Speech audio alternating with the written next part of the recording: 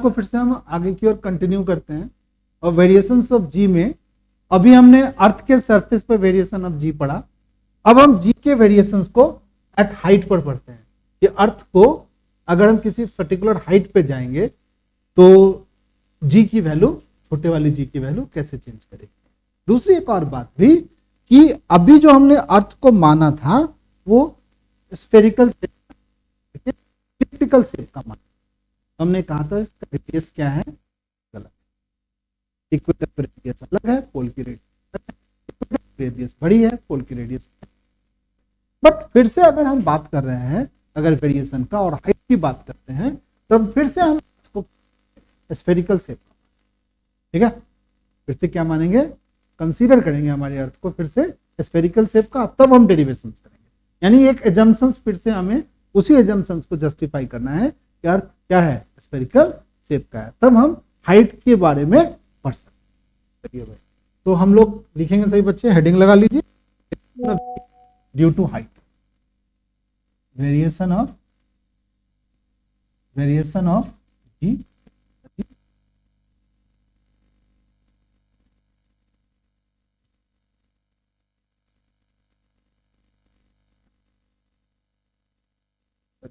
Height का variations. तो फिर से हम मानेंगे कि हमारी अर्थ क्या है, एक स्फेरिकल शेप का कोई बॉडी है, ठीक है, और यहाँ पर कोई हमारा ऑब्जेक्ट है जिस ऑब्जेक्ट का मास क्या है, और ये हमारी अर्थ की क्या हो गई भाई, रेडियस हो गई, इसको हम कैपिटल आर ले लेते हैं, और ये हमारी अर्थ के ऊपर जो ऑब्जेक्ट है उसका हम हाइट ले लेते हैं। यानी यहां से यहां तक का डिस्टेंस जो हो गया r प्लस एच के बराबर। चलिए क्या मानेंगे भाई, और हम कंसीडर कर लेते हैं कि आवर अर्थ इज क्या, कंसीडर कर लेते हैं कि our earth is spherical in shape. Consider our earth, देखो जब भी कोई भी टेस्ट लिखते हो तो स्टेटमेंट बनाना, बिना स्टेटमेंट बनाए अगर आप टेस्ट लिखते हो, थ्योरेटिकल टेस्ट बना के लिख के आते हो तो आपके मार्क्स थोड़े कट सकते हैं। फिर कोई चीज आप पिक्चर बनाते हो उसकी बात थोड़ा सा बता दो कि हमने अर्थ को क्या माना है, our earth, consider our earth is spherical in shape. कुछ बात समझा, स्फेरिकल इन शेप, और क्या हो गया, रेडियस, लिख दीजिए रेडियस, अर्थ की रेडियस जगह हो गई आप, ठीक है, और मान लीजिए m क्या मान लीजिए, मास ऑफ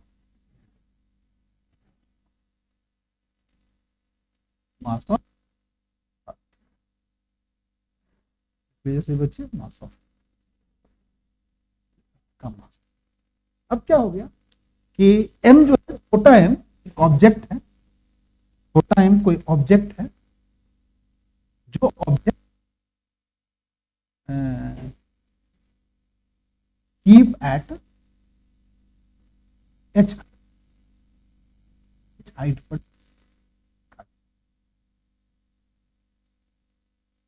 और इस h हाइट पर जब ऑब्जेक्ट पड़ा हुआ है तो इस ऑब्जेक्ट से इस अर्थ का जो सेंटर है इसके बीच के डिस्टेंस को हम लोग r प्लस क्या लिख सकते हैं, और इसके ऑब्जेक्ट पर हमारी अर्थ क्या लगाएगा, ग्रेविटेशनल फोर्स लगाएगा। उसके लिए हम लोग न्यूटन्स का ग्रेविटेशन का फॉर्मूला लगाएंगे। ग्रेविटेशन फॉर्मूला, तो न्यूटन्स का ग्रेविटेशन फॉर्मूला, न्यूटन्स ग्रेविटेशन का ग्रेविटेशन लॉ लगा, ग्रेविटेशन का लॉ लगा, न्यूटन का ग्रेविटेशनल लॉ लगा। कैसे लगाएंगे न्यूटन का ग्रेविटेशनल लॉ, ठीक है, हम लोग लिखेंगे, यहाँ जी लिखेंगे, मास ऑफ अर्थ लिखेंगे, दूसरा मास ऑफ ऑब्जेक्ट लिखेंगे, बाय में क्या आर, इसका क्या लगाएंगे, आर प्लस एच का क्या लगाएंगे, स्क्वायर लगाएंगे। सिर्फ हमारा डिस्टेंस ही तो बदला है, आर प्लस एच लिख दिए, ये लगा न्यूटन्स लॉ ग्रेविटेशन का, ये लगा। एक बात ऐसा समझते थे कि जब ऑब्जेक्ट सरफेस पे होती थी, इस ऑब्जेक्ट जब सरफेस पे होती थी, ये ऑब्जेक्ट मान लो ये सरफेस पे, यहां पर हमारा अर्थ के कारण जो ग्रेविटेशन की वैल्यू, ग्रेविटेशनल एक्सेलरेशन कितना जी था, लेने पड़ा था, अर्थ के सरफेस पर हमारा ग्रेविटेशनल एक्सेलरेशन क्या होता था, जी के बराबर होता है। बट जब हम अर्थ से कुछ हाइट पर चले गए तो मान लिया जाए यहां पर ग्रेविटेशनल एक्सेलरेशन क्या हो गया, जी डैश हो गया। यहां पर हमारा ग्रेविटेशनल एक्सेलरेशन कितना हो गया, जी डैश। फिर तो समझेंगे, सरफेस पर अगर हमारी बात करते हैं तो हमारी सरफेस पे जी की वैल्यू, छोटे जी की वैल्यू जी के बराबर थी। बट जब कुछ हाइट पर समझे तो हमने एक्सेलरेशन कितना, भाई जी डैश हो। अब इस जी डैश पे, इस हाइट पे, जब एच हाइट पर हमारी ऑब्जेक्ट गई है तो इसको हमारी अर्थ क्या कर रही है, अपनी सेंटर की ओर खींच रही है। तो न्यूटन्स के ग्रेविटेशन के, न्यूटन्स के जो मैकेनिक्स का अनुसार हम फोर्स का फॉर्मूला लिख सकते हैं, मास इनटू एक्सेलरेशन। मास लिखेंगे और एक्सेलरेशन क्या लिख देंगे यहाँ पर, जी डैश मान, क्योंकि उस हाइट पर हमने एक्सेलरेशन को क्या मान लिया है, जी डैश मान। ठीक है, अब इन दोनों इक्वेशन को अगर हम इक्वेट, फॉर्मूला बनेगा, क्या फॉर्मूला बनेगा भाई, एक फॉर्मूला हमारा बनेगा। फिर इन दोनों को इक्वेट करते हैं तो हमारे पास एक फॉर्मूला क्या बनेगा कि एम जी डैश बराबर क्या हो गया, G capital M small M by में आर प्लस एच का स्क्वायर। ये इक्वेशन हमारे, इस दोनों equation, this is the first equation, हम ऐसा लिख सकते हैं, डिवाइड, इक्वेट कर, इक्वेटिंग का। चलिए अब इस m से इस m को काट दिया तो जी डैश का फॉर्मूला क्या हो गया, क्या हो गया, जी एम बाई में आर प्लस एच का, आर प्लस, ये at H height, at H height, earth से एच हाइट पे हमारा क्या बन गया, जी का एक्सप्रेशन। अगर देखें सरफेस कितना जी का एक्सप्रेशन था, कोई बच्चा बना, जी का एक्सप्रेशन सरफेस पे क्या था, जी एम बाई में, बोलो आर का एक्सप्रेशन, ये क्या था, एट सरफेस। इन दोनों एक्सप्रेशन को देख के कोई बच्चा बता सकता है कि कौन सा है, जीएम, दोनों के लिए जीएम, यानी दोनों का न्यूमरेटर क्या है, सेम है। डिनोमिनेटर में आर प्लस एच का स्क्वायर है, यानी यहां पर आर में एच जोड़ करके स्क्वायर करके डिवाइड कर रहे हैं, नीचे में क्या हो गया, आर से ही डिवाइड। तो बताओ सरफेस पे ज्यादा है कि जी डैश ज्यादा, सरफेस पे जाता है, सरफेस पे क्या होगा, सिर्फ आर से डिवाइड, और सरफेस पे, सरफेस से जब ऊपर जाते हो तो क्या हो गया भाई, आर प्लस एच करके स्क्वायर करके। ये दिमाग में कितने बच्चों को जा नहीं रहा है, तो थोड़ा सा लॉजिक डेवलप कर ले, कितने बच्चों को चला गया, चला गया, आप लोग समझ गए, ये बड़ी चीज हो गई ना, आर में प्लस कर दिया एच और तब स्क्वायर किया। तो ये समझ लो एक तरीके से, मान लो कि आर का स्क्वायर 100 है, तो आर के स्क्वायर में एच, आर का स्क्वायर आर में एच प्लस करके तब हम स्क्वायर करेंगे, तब तो भाई थोड़ा ज्यादा हो जाएगा यार। अगर आर 25 है तो 25 का स्क्वायर क्या होगा, 625 है, आर में हम 5 और जोड़ेंगे तो कितना हो गया, 30 हो गया, 30 का स्क्वायर करेंगे तो 900 हो गया। तो 900 से हम डिवाइड करें और 625 से डिवाइड करें तो नो डाउट जो 900 से डिवाइड कर रहे हैं वो छोटा हो गया। यानी इस दोनों एक्सप्रेशन से, इस वाले लोग मान लेते हैं थोड़ी देर के लिए,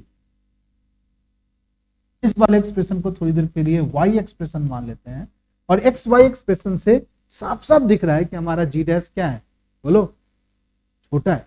ठीक है, तो जी डैश छोटा है तो जी डैश को हम जी से डिवाइड करते हैं। चलिए जी डैश को हम जी से डिवाइड करते हैं, क्या होगा, जी डैश कितना था बताओ, जी कितना है, जीएम बटे में R plus H, R plus H का क्या होगा, स्क्वायर, इसको मल्टीप्लाई करेगा, आर का स्क्वायर बाई में क्या हो गया, जीएम, जीएम से जीएम क्या होगा, कट जाए, जीएम से जीएम क्या होगा, कट जाए,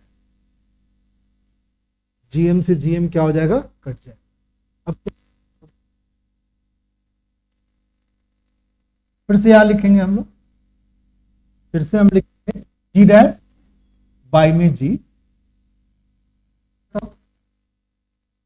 क्या है बताओ, प्लस एच का होल स्क्वायर। अब हमारा जी डैश लिखते हैं, बाई में जी लिखते हैं, बराबर, ये आर स्क्वायर है, ऊपर लिख देते हैं, और नीचे इस ब्रैकेट आर कॉमन लेंगे, ये प्लस एच हो जाएगा, और इसका क्या हो जाएगा, सबका स्क्वायर। तो ये बात समझ में आ गया, इस ब्रैकेट में से हमने आर कॉमन ले लिया। क्या मतलब होता है, तुम कहोगे सर आर प्लस एच में कॉमन ले लिया सर आप, लेते हैं दोनों में नहीं फिर भी कॉमन लेते हैं। इस आर को इस आर से क्या करते हैं डिवाइड, बताओ आर से डिवाइड,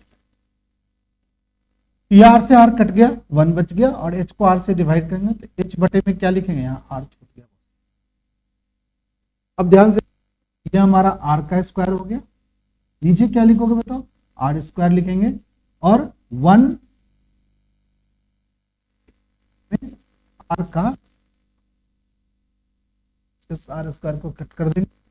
अगली बार 1 बटे में 1 प्लस एच बटे में आर लिखेंगे, और इसका क्या कर देंगे बताओ स्क्वायर, जी डैश बाई में क्या लिखेंगे जी।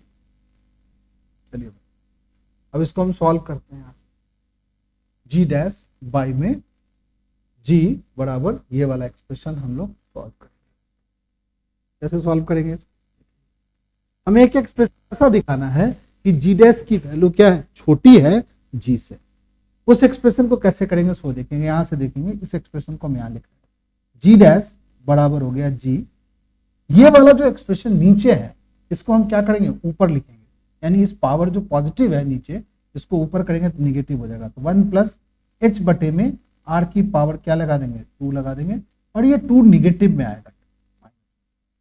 अब सभी बच्चों को एक बाइनोमियल एक्सपेंशन हम लोगों ने मैथ की क्लास में पढ़ा है, ठीक है ना।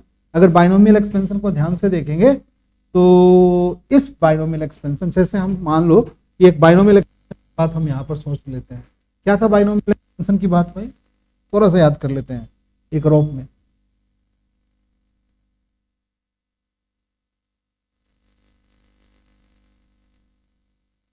एक्स की पावर क्या आएगी 0, अगली बार क्या होगा बताओ NC1, एक्स की पावर क्या 1, फिर क्या लिखेंगे NC2, एक्स की पावर क्या आएगी बताओ ध्यान से, NC0 क्या होता है बताओ 1 होता है, इसको तो 1, NC1 क्या होता है कोई बच्चा बता दो N होता है, इसको लिख देते हैं NX। अगली बार लिखते हैं NC2, एक्स का क्या होगा स्क्वायर। अब ध्यान से देखो यहाँ x पर x के बराबर कौन है h बटे में r, बताओ ये h बटे r छोटी वैल्यू है कि बड़ी वैल्यू है, छोटी वैल्यू है। h क्या है हाइट है किसका, उस ऑब्जेक्ट का हाइट है अर्थ सरफेस है, और r क्या है रेडियस ऑफ अर्थ है। वो हाइट जो है छोटी है और r क्या है बताओ काफी बड़ी है, अर्थ की रेडियस तो काफी बड़ी है। तो ये छोटी वाली चीज को r से डिवाइड करती है, वैल्यू छोटी हुई कि बड़ी हुई, छोटी हुई। अब ये छोटी चीजों का ये जो स्क्वायर करोगे तो क्या होगा और छोटा होगा, छोटी चीज का स्क्वायर और छोटा होता है। तो यहाँ पर ये वाला टर्म जो है तीसरा टर्म जो बाइनोमियल एक्सपेंशन का है उसको हम क्या करेंगे नेग्लेक्ट कर, यानी यहाँ पर बाइनोमियल एक्सपेंशन का 3 टर्म लिखने का, या 3 से आगे वाला टर्म जो अगला टर्म लिखोगे तो क्या लिखोगे बच्चा NC3, एक्स की पावर क्या लिखेंगे 3, छोटे वाले चीज जो एक्स जो छोटा है, यहाँ पर जो एक्स की वैल्यू h/r है ये बहुत छोटी है, इसका स्क्वायर किया तब छोटा माना, तो क्यूब करेंगे तो और छोटा होगा। तो वो जो हायर पावर जो है स्क्वायर और क्यूब उसको हम क्या कर देंगे नेग्लेक्ट कर देंगे, यानी पर यहाँ पर जो एक्सपेंशन होगा उसमें कितने टर्म्स बनेंगे सिर्फ 2 टर्म्स बनेंगे। तो कैसे लिखेंगे भाई, यहाँ जी डैश लिखेंगे, बराबर में क्या लिखेंगे जी, इसका बाइनोमियल एक्सपेंशन करते हैं तो 1 पहला तो टर्म 1 ही आएगा क्योंकि 1 होता है तो 1 आता है। फिर क्या लिखेंगे कोई बच्चा बता देगा, माइनस में 2h बटे में r, ये समझ में आया। और बाइनोमियल टर्म एक्सपेंशन के हायर टर्म को हम निगलेक्ट कर दिए। यहां x की जगह कौन है बताओ h बटे में r है, और n की जगह कौन है बताओ -2 है, तो -2 को इंटू में लिख दिया और h बटे में r लिख दिया। अब क्या हो गया एक्सप्रेशन, सो ध्यान से देखो। और हायर टर्म्स को हमने लिखा नहीं क्योंकि हायर टर्म्स ऑफ h बटे r जो होंगे, h बटे r के जो h बटे r के जो हायर टर्म्स होंगे, हायर टर्म मतलब हायर पावर वाले जो टर्म्स, h बटे r के जो हायर टर्म्स होंगे, स्क्वायर टर्म्स होंगे या इसके क्यूब टर्म्स होंगे, वो क्या होना चाहिए स्मॉल होना चाहिए। हम क्या कर दिए हैं नेग्लेक्टेड, तो इस चीज को हम लिखे ही नहीं है। अब ध्यान से देखिए इस एक्सप्रेशन को जी डैश बराबर G1 माइनस 2h बटे में, अगर हम इस चीज को ध्यान से और फिर से हम एक बार देखें तो जी डैश बराबर जी से मल्टीप्लाई कर दिया अंदर, तो जी 2GH बाई में क्या बन गया बताओ बच्चा party. This is the mathematical relation जो ये बता रहा है जी में से जो वैल्यू है, जी डैश की वैल्यू जो है वो जी से क्या है छोटी, क्योंकि वो माइनस देखो हो रहा है, क्या माइनस हो रहा है 2GH बटे में आर क्या हो रहा है माइनस हो, 2GH बटे में आर क्या हो रहा है भाई। ये एक्सप्रेशन ये बताता है कि जी की वैल्यू क्या होगी, जी डैश की वैल्यू जो है जी से क्या है छोटी। बताओ ये एक्सप्रेशन को देखोगे तो बताओ इसमें क्या क्या कांस्टेंट है और क्या क्या वेरिएबल। जी डैश बदल रहा है कि कांस्टेंट है, बदल रहा है। ये जी कांस्टेंट है कि वेरिएबल है, वेरिएबल।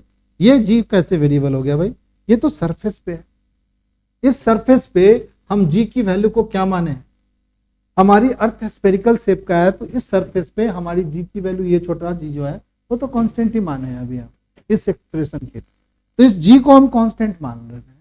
तो ये जी कांस्टेंट है, यहां भी जी कांस्टेंट है, ये रेडियस ऑफ अर्थ कांस्टेंट है। यहां पर एच क्या हो सकता है बताओ, वेरिएबल हो सकता है, नहीं हो सकता है भाई। सरफेस पर वो जो एच जो हाइट है उसको हम कम ज्यादा कर सकते हैं, या तो हम बहुत ऊपर ले जाएंगे और बहुत नीचे ले जाएंगे, ठीक है ना। तो तुम देखोगी एच पे डिपेंड कर रहा है किसकी वैल्यू, जी डैश पे। मान लो कि एच की वैल्यू हम बहुत ऊपर ले गए, कितना ले गए भाई, एक केस बना लेते, एक केस क्या बना ले, सुनो सही बच्चे, ये एक्सप्रेशन पूछेगा आपको variation of g due to depth, तो आप हाइट, तो आपको यहीं पर जाके एक्सप्रेशन को क्या करना पड़ेगा बताओ ना पड़ेगा।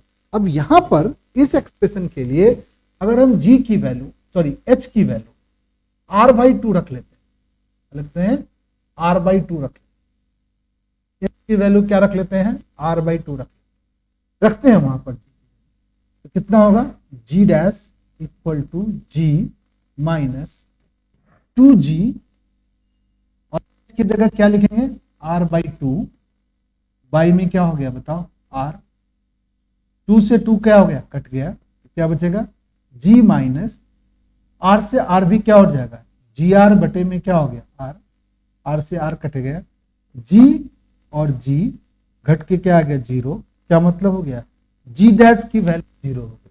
यानी अगर आपकी हाइट अर्थ के रेडियस के आधे पर आप जाते हो, अर्थ का रेडियस अगर 32,000 किलोमीटर है, ठीक है 3200 है कि 32,000 है, 16,000 कंफ्यूज कर गया।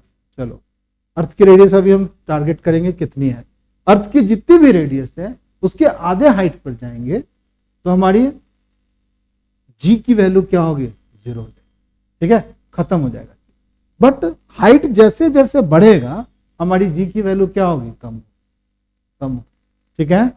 चलिए इस टाइप की चीजों का हमें ग्राफ भी बनाया जाता है, ठीक है। उस ग्राफ को भी, तो जब भी लीनियर ग्राफ बनता है तो लाइन स्ट्रेट लाइन की बात होती है, सीधा सीधा लाइन बनेगा जी और किसके बीच में एच के साथ। हम पढ़ाएंगे जब हम लोग स्ट्रेट लाइन मैथ की क्लास में, एक स्ट्रेट लाइन चैप्टर है, उस चैप्टर को अगर हम पढ़ लेंगे तो हम ग्राफ के इंटरप्रिटेशन को समझ सकते हैं आसानी। तो अभी हम यह याद रखें कि इस एक्सप्रेशन में जी जैसे जैसे बढ़ेगा वैसे वैसे हमारी हाइट, हमारी जी डैश की वैल्यू क्या होगी, जैसे जैसे एच बढ़ेगा वैसे वैसे जी डैश की वैल्यू क्या होगी कम होगी। चलिए एक चीज देख लें, एक डेटा हम लोग देख लें, हमारी एनसीईआरटी बुक से खोज लें कि हमारी अर्थ की रेडियस का डेटा कितना दिया हुआ, हमारी एनसीईआरटी कितना दिया है, एनसीईआरटी बुक से देखें, गूगल में भी सकते हैं, एनसीईआरटी बुक हम लोग देखें, 7वां चैप्टर है ना 6400, यस चलिए ठीक है। तो 6400 डेटा को आप याद रख सकते हैं कि हमारी अर्थ की जो रेडियस है वो 6400 क्या है किलोमीटर है, किलोमीटर ही होगा कि मीटर है, नहीं हम लोग मीटर नहीं, कहीं मीटर ना बोल दें, मीटर बोल देंगे तो हमारी अर्थ मिनिएचर शेप का हो जाएगा, बहुत छोटा हो जाएगा। तो 6400 किलोमीटर की बात कर ले। चलिए ठीक है, ये दिया हुआ था क्या? हमारे एनसीईआरटी बुक में भी यही दिया हुआ है। वेरी तो नहीं कर रहा है डेटा, दिख ही नहीं रहा था। ठीक है, मान लेते हैं हम लोग, मेरे दिमाग से निकल रहा है।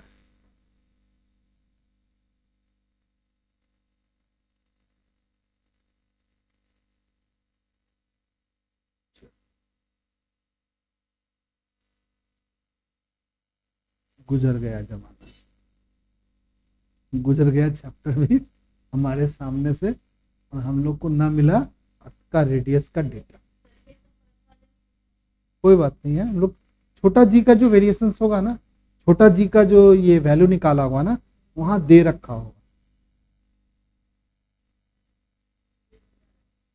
हम लोग थोड़ा फास्टली जा रहे हैं ना, इसलिए नहीं मिल रहा। चलिए कोई बात नहीं है, यहीं पे होगा। कैपिटल जी की वैल्यू 6.67 और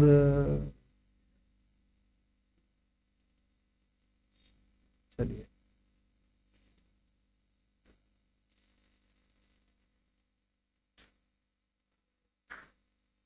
ठीक है, हम लोग क्या करेंगे, अर्थ के डेप्थ में थोड़ा सा जी के वेरिएशंस की बात कर लेंगे, अर्थ के डेप्थ के साथ। चलिए भाई, अर्थ की डेप्थ में एक टॉपिक और लिख लीजिए सही बच्चे,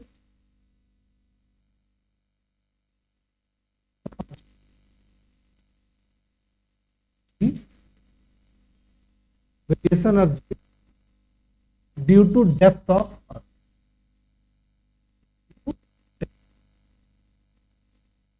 डेप्थ ऑफ, और जी के वेरिएशंस को चेक करें कि हमारी जी अर्थ के डेप्थ में कैसे बदले। अब मान लीजिए कि हमारे ये सरफेस है, स्फेरिकल शेप से हम क्या करेंगे, कंसीडर करेंगे। इस पर एक चीज और मानेंगे कि अर्थ तो स्फेरिकल शेप का है ही, अर्थ की एक डेंसिटी भी क्या है, कांस्टेंट। जबकि हमें पता है कि अर्थ की डेंसिटी क्या है, कांस्टेंट नहीं है, यूनिफॉर्म नहीं है। अर्थ में क्या है, कहीं कहीं पिघला हुआ मैग्मा भी है, कहीं गैस भी है, कहीं लिक्विड भी है, कहीं रॉक्स हैं, नहीं, डिफरेंट तरीके के कंपोजिशन है हमारा अर्थ का। ऊपर वाइल सरफेस सॉफ्ट है, नीचे वाला हो सकता है हमारा हार्ड कोर भी हो। ठीक है, तो इस डेरिवेशन को करने के लिए दो बात हमें सपोज करना पड़ेगा। पहली बात हमें सपोज करना पड़ेगा कि हमारी अर्थ क्या है, हमारी स्फेरिकल शेप का है, और दूसरी बात क्या मानना पड़ेगा कि अर्थ की डेंसिटी क्या होगी, कांस्टेंट। चलिए भाई, तो दो बात हम consider, our earth is spherical, our earth जो है वो spherical in shape, spherical in क्या हो गया, शेप, शेप में स्फेरिकल होगा।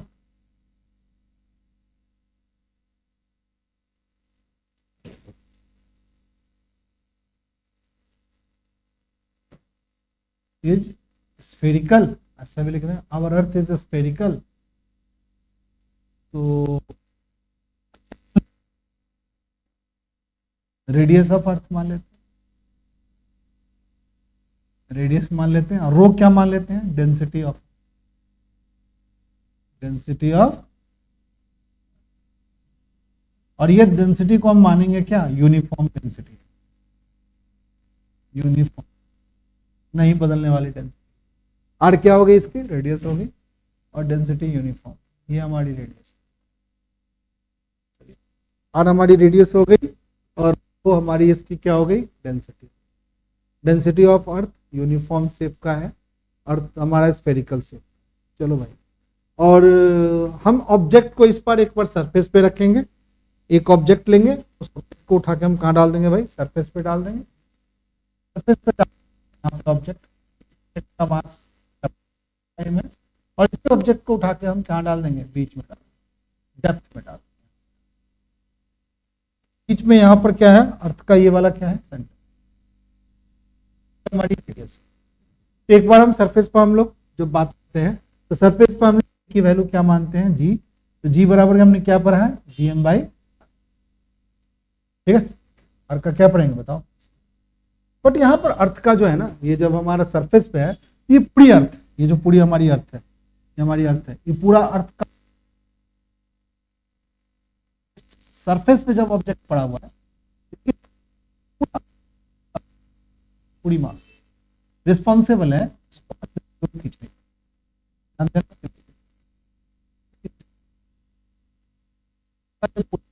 पूरी बॉडी का क्या करना है सेंटर की ओर, उसके लिए जी की वैल्यू ये है GM/, ठीक है। जहां M क्या है, मास ऑफ अर्थ है। मास ऑफ अर्थ को थोड़ा दूसरे तरीके से लिख देते हैं, यहाँ G हो गया, मास लिखते हैं, डेंसिटी को मल्टीप्लाई करते हैं किससे, वॉल्यूम से। तो वॉल्यूम क्या होती है भाई, स्फेरिकल शेप का वॉल्यूम 4/3 पाई आर का क्या लिखते हैं, और इसको डेंसिटी से मल्टीप्लाई, ठीक है, बाई में क्या लिख देते हैं आर। इसको हमने वॉल्यूम ऑफ क्या लिखा है, बोलो, वॉल्यूम ऑफ अर्थ लिखा, और ये रो को क्या लिख दिया, डेंसिटी। इन दोनों को मल्टीप्लाई कर दिया तो क्या निकल गया बताओ, मास ऑफ क्या, अर्थ।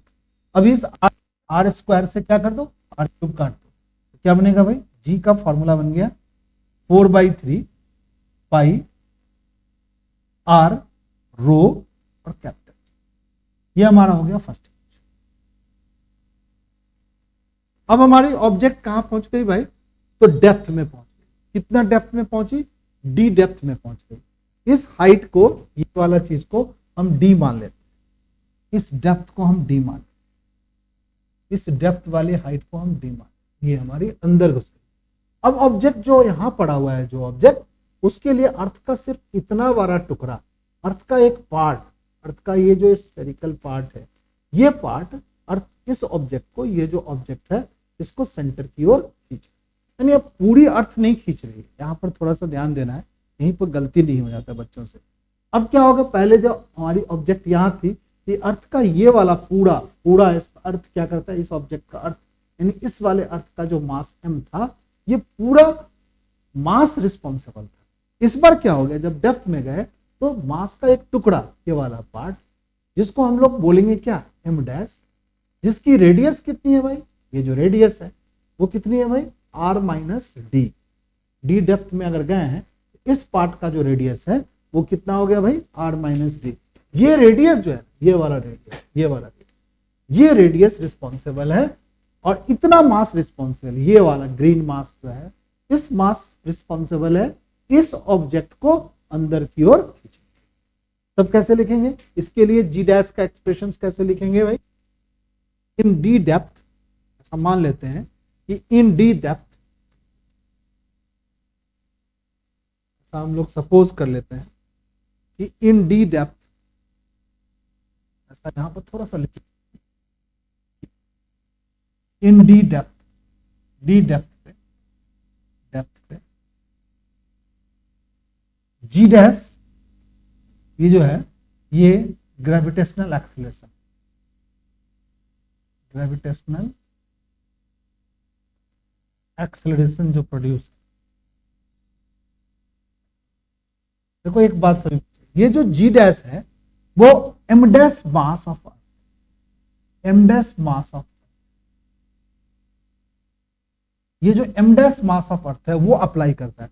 ये छोटा जी जो ये जी सिर्फ लिखते थे, वो पूरा मास ऑफ अर्थ क्या करता था, जी ग्रेविटेशनल एक्सीलरेशन लगा रहा था, पूरा मास। अब क्या हो गया, उसी मास का एक टुकड़ा, m डैश जो मास का टुकड़ा है, अर्थ का एक पार्ट है, उसके बारे में सोचेंगे। वो ऑब्जेक्ट क्या करेगा, हमारी जो यहां पर जो ऑब्जेक्ट पड़ी हुई है, ये जो हमारी ऑब्जेक्ट पड़ी हुई है, m मास का जो ये ऑब्जेक्ट पड़ा हुआ है, इसको अब सिर्फ मास का, अर्थ का ये वाला टुकड़ा अपनी ओर क्या कर रहा है, खींच रहा है, ऊपर वाला मास नहीं खींच रहा है। ऐसा सोच, ये हमें सेंटर की ओर क्या लगता है, ग्रेविटी का फोर्स लग रहा है। तो इस ऑब्जेक्ट का जो मास है, ये जो ऑब्जेक्ट का जो मास हमने लिया, इसका सेंटर भी यही है, इसका भी ग्रेविटी का फोर्स क्या लग रहा होगा, नीचे लग रहा है, जो उसके ग्रेविटेशनल एक्सेलरेशन के कारण क्या होगा। तो जी डैश बराबर क्या होंगे, जी m डैश लिखेंगे, बाई में r-d का। किसी को समझ में नहीं आया तो पूछते बात, यहीं पर एक चीजें हैं जो हम देखो, हम कैसे लिखते हैं, जी का फॉर्मूला GM/r² लिखते हैं। अब हमारे अर्थ का क्या क्या, पूरी अर्थ की बात नहीं करें, अर्थ का एक पार्ट ले रहे हैं, कितना पार्ट, जिसका रेडियस r-d है, तो r-d है, तो सेंटर से ये ऑब्जेक्ट कितना ऊंचाई पे है भाई, इसके सेंटर से r-d हाइट पे है, तो r-d का स्क्वायर हो गया रेडियस की जगह पर, और मास की जगह हम क्या लिख दिए, m डैश, ठीक है। अब इस m डैश को g डैश यहां लिखेंगे, कहोगे सर ये छोटा वाला जी जो बड़ा वाला जी है सर, इसको आप बदलते नहीं, ये तो यूनिवर्सल कांस्टेंट है, ये कहीं नहीं बदलता, ठीक है। अब इसके मास के लिए, उस छोटे से टुकड़ा का मास के लिए फिर से वॉल्यूम इनटू डेंसिटी की बात करेंगे, तो वॉल्यूम क्या होगी बताओ, 4/3 पाई आर का क्यूब लिखेंगे, आर माइनस डी का क्या लिखेंगे,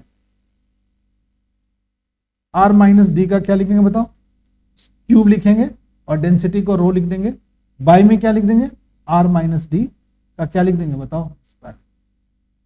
आर माइनस डी के स्क्वायर से आर माइनस डी का स्क्वायर कर देगा, तो जी डैश का फॉर्मूला क्या बच जाएगा भाई, 4/3 पाई आर माइनस डी और इनटू में कैपिटल जी, ये फॉर्मूला बन गया। दिस इज सेकंड फॉर्म, ये हमारा सेकंड। अब इन दोनों फॉर्मूला को हम डिवाइड कर, इन दोनों फॉर्मूले को हम क्या कर लें, डिवाइड कर। कैसे कर लेंगे डिवाइड भाई, सिंपल, कैसे हम डिवाइड करो डिवाइड, तो जी डैश को हम क्या करेंगे, जी डैश को डिवाइड कर देंगे जी से, क्या होगा, जी 4/3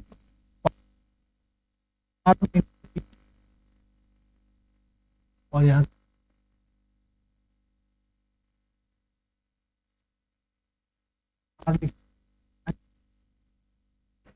ठीक है। रो सब जगह छूट गया, हाँ एक रो लिखना चाहिए हमें, डेंसिटी लिखना चाहिए, यहाँ रो था, यहाँ भी रो आएगा, यहाँ रो है, यहाँ रो लिखो, यहाँ भी रो लिखो। अब सारा रो को क्या कर लो, कट कर, इस रो से रो को क्या कर लो, कट कर।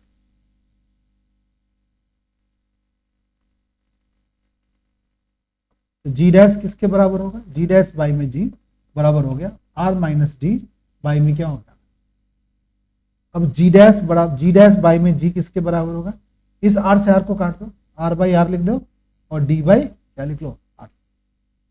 तो जी डैश का फॉर्मूला क्या बन जाएगा, जी डैश बाई में जी 1 माइनस बोलो डी बाई आर। ध्यान से देखो, ये एक्सप्रेशन ये बताता है कि जी डैश की value g minus g d by R के बराबर। ध्यान से देखो, ये वाला एक्सप्रेशन और राइट वाला एक्सप्रेशन एक ही जैसा है, सिर्फ एक भाग की डिफरेंस है, वो डिफरेंस है हाइट के साथ, वहां 2 से मल्टीप्लाई था, यहां पर हाइट के साथ कोई चीज मल्टीप्लाई। ये डेप्थ एक्सप्रेशन है, और राइट वाला एक्सप्रेशन यहां लिखते हैं और देखते हैं। हमने हाइट के एक्सप्रेशन में लिखे थे जी डैश बराबर लिखे, हाइट यहां लिख देते हैं, यहां डेप्थ लिखे डी लिख देते हैं, जी डैश एच बराबर लिखे थे जी माइनस 2GH बाई में क्या हो गया। ये दोनों एक्सप्रेशन को ध्यान से देखोगे तो आपको पता चलेगा क्या डिफरेंस है, दोनों में कोई खास डिफरेंस नहीं है। यहां पर जीडी है, हाइट की जगह वहां डेप्थ लिखा हुआ है, बाई में आर, यहां भी बाई में आर है, वहां 2 कांस्टेंट नहीं है, यहां 2 कांस्टेंट, ठीक है। यानी डेप्थ में जाने से जल्दी जल्दी ग्रेविटेशनल एक्सीलरेशन क्या होता है, कम, ठीक है। कि डेप्थ में जाने से कि हाइट पे जाने से, हाइट पे जाने पे ज्यादा जल्दी रिफ्लेक्टली कम, ठीक है। कितने हाइट पर गए थे तो हमारी जी की वैल्यू 0 हो गई थी, h/2 हाइट की वैल्यू कितनी थी, r/2 थी। अब देखो हमारी रेडियस के बराबर रख देंगे डेप्थ की वैल्यू, अगर डी की वैल्यू किसके बराबर रख दें, r के बराबर रख दें। ध्यान से सुनो, डेप्थ की वैल्यू अगर हम r के बराबर रखते, यानी हम सेंटर पे चले जाएं अर्थ के, तो अर्थ के सेंटर पे जाएंगे तो डी किसके बराबर हो गया, r के, r से ये r क्या होगा, कट जाएगा, g में से g माइनस हो जाएगा, 0 हो जाएगा। यानी at centre of earth, at centre of earth, centre of earth के सेंटर पे, अर्थ के सेंटर पे हमारा क्या होगा जब हम डेप्थ के अंदर जाते हैं। बट यहां हम क्या सीखे थे कि हमारी हाइट जो होती थी वो r/2 हो जाएगी, यानी रेडियस के आधे डिस्टेंस पे जाएंगे तब जी डैश की value, ji dash at H क्या होगा, 0। यानी सरफेस पे हमारी ऊपर जाने से हमारा एक्सेलरेशन ड्यू टू ग्रेविटी जल्दी जल्दी क्या हो रहा है बताओ, चेंज हो रहा है, जल्दी जल्दी चेंज हो रहा है, मतलब जल्दी 0 हो जाएगा। आपको कितना हाइट पे जाना रहेगा, कितना हाइट था, अर्थ का रेडियस कितना था बता दो सही बच्चे, अब तो याद हो गया हम लोग को, 6400 किलोमीटर। यानी 6400 किलोमीटर जो हमारी रेडियस है, यानी एकदम सेंटर पे चले जाएंगे, कितना रखेंगे भाई, 400 रखेंगे, 6400 रखेंगे किलोमीटर, तब जाके सेंटर पे जाके हमारा जी डैश इस हाइट पे, इस डेप्थ पे हमारी एक्सेलरेशन जीरो होगी। बट कितने हाइट जाएंगे तो एक्सेलरेशन जीरो होगा, इसका आधा, यानी 3200 किलोमीटर पे अगर हम जाते हैं तो हमारी ग्रेविटी, हमारी ऑब्जेक्ट की जो ग्रेविटी है वो खत्म हो जाएगी, यानी वहां पर जी का कोई नहीं होगा, हम प्लस, परंतु उसके नीचे रहेगा तो हमारी अर्थ की ग्रेविटी के अंदर की बात हो रही है और हम उस ग्रेविटेशनल एक्सेलरेशन से इन्फ्लुएंस रहेंगे। ठीक, तो ये दो डेरिवेशंस था जो आपके एग्जाम वगैरह में पूछा जाता है। एग्जाम में अगर पेपर हल्के थोड़े बनते हैं तो यही दो डेरिवेशंस आएंगे। एक और टॉपिक है जिसको हम समझ सकते हैं, उसको हम बोलते हैं एस्केप वेलोसिटी। ठीक है, फटाफट कर लेते हैं एस्केप वेलोसिटी के बारे में।